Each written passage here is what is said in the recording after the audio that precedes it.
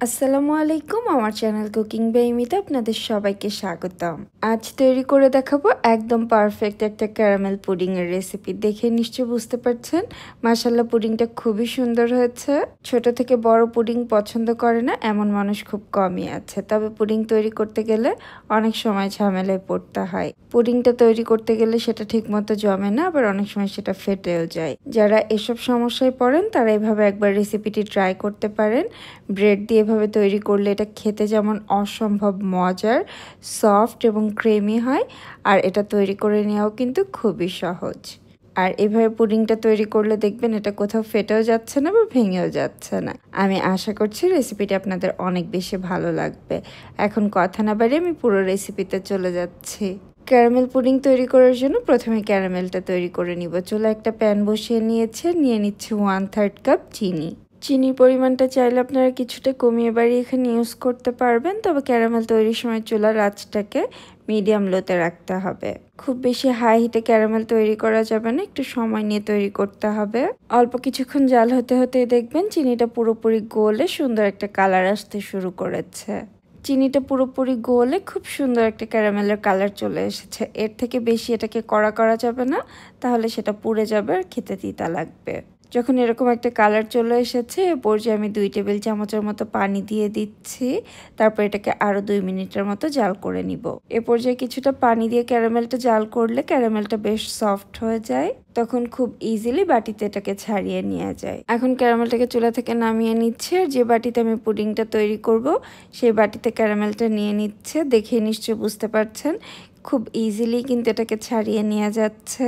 এখন এটাকে একটা সাইডে রেখে দিচ্ছি। আর আজ যেহেতু ব্রেড পুডিং তৈরি করব, আমি এখানে 3 পিস ব্রেড নিয়ে নিয়েছি। ব্রেডগুলোকে ছোট ছোট পিস করে কেটে নিচ্ছি। যেহেতু এগুলোকে ব্লেন্ডারে দিয়ে ব্লেন্ড করে নিব, একটু ছোট করে কেটে নিলে ইজিলি এটাকে ব্লেন্ড করে নেওয়া যাবে। এভাবে ছোট ছোট করে কেটে নেওয়ার পর এখন এগুলোকে একটা ব্লেন্ডারের জারে নিয়ে নিচ্ছি। আর এখানে আমি 3টা ডিম ভেঙে নিয়েছি। ডিমগুলো রুম টেম্পারেচারে আছে।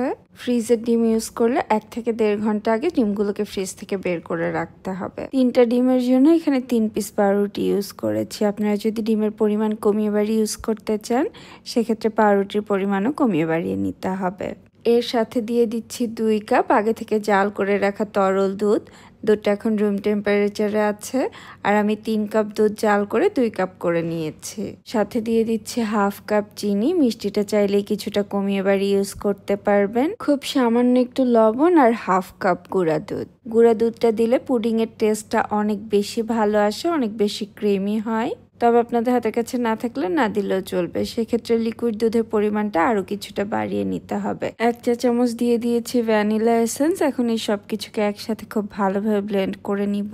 ভ্যানিলা এসেন্স দিলে পুডিংয়ে ডিমের আর কোনো এক্সট্রা গন্ধ থাকবে না, তবে হাতের কাছে না থাকলে আপনারা 2টা এলাচ থেতো করে ইউজ করতে পারেন। ব্লেন্ড করে নিয়েছি, আর যে বাটিতে আমি ক্যারামেলটা সেট করে রেখেছিলাম সেটাতে একটা ছাঁকনির সাহায্যে এটাকে ছেঁকে নিচ্ছি।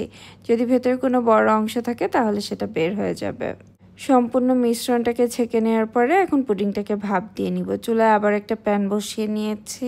একটু বড় সাইজের একটা প্যান নিয়েছি, আর ভেতরে একটা স্টিলের স্ট্যান্ড বসিয়ে নিয়েছি। এখন কিছুটা পানি দিয়ে দিচ্ছি, তবে পানিটা এমনভাবে দিতে হবে যে স্টিলের স্ট্যান্ডটা ডুবে যাবে, তবে তার থেকে খুব বেশি হবে না। পানি দেওয়ার পরে আমি এখন পুডিংয়ের বাটিটাকে ভেতরে বসিয়ে দিয়েছি, আর এটাকে একটা ঢাকনা দিয়ে ঢেকে দিচ্ছি। চাইলে আপনারা ফয়েল পেপার দিয়েও লাগিয়ে নিতে পারেন।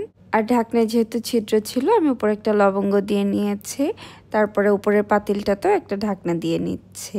এখন চুলার আঁচটাকে মোটামুটি মিডিয়াম লোতে রেখে এটাকে 25 থেকে 30 মিনিটের মতো ভাপ দিয়ে নিব। আমি 25 থেকে 27 মিনিটের মতো এটাকে ভাপ দিয়ে নিয়েছি। এখন একটা টুথপিক দিয়ে একটু চেক করে নিচ্ছি।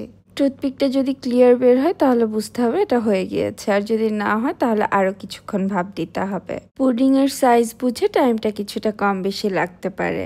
এখন এটাকে আমি চুলা থেকে নামিয়ে পুরোপুরি ঠান্ডা করে নিব, তারপর নর্মাল ফ্রিজে রেখে দিব কমপক্ষে 2 থেকে 3 ঘন্টার জন্য। তাহলে যেমন পুডিংটা পুরোপুরি সেট হয়ে যাবে, আর ঠান্ডা ঠান্ডা পুডিংটাই খেতে কিন্তু বেশি ভালো লাগে। 3 ঘন্টা পরে পুডিংটাকে ফ্রিজ থেকে বের করে নিয়ে এসেছি, আর সাইডটাকে ছুরি দিয়ে ছাড়িয়ে নিচ্ছি। মোল্ড আউট করে নেওয়ার পরে দেখে নিশ্চয়ই বুঝতে পারছেন পুডিংটা দেখতে কতটা সুন্দর হয়েছে। ক্যারামেলের কালারটাও কিন্তু খুবই সুন্দর এসেছে। আমি এখন আপনাদের কেটে দেখিয়ে দিচ্ছি যে ভেতরটা কতটা সফট আর ক্রিমি। খেতে কিন্তু খুবই মজার হয়। রেসিপিটি অবশ্যই এভাবে ট্রাই করতে পারেন। আর যদি আপনারা এভাবে ট্রাই করে থাকেন আমাকে কমেন্ট সেকশনে জানাবেন আপনাদের কেমন লাগলো।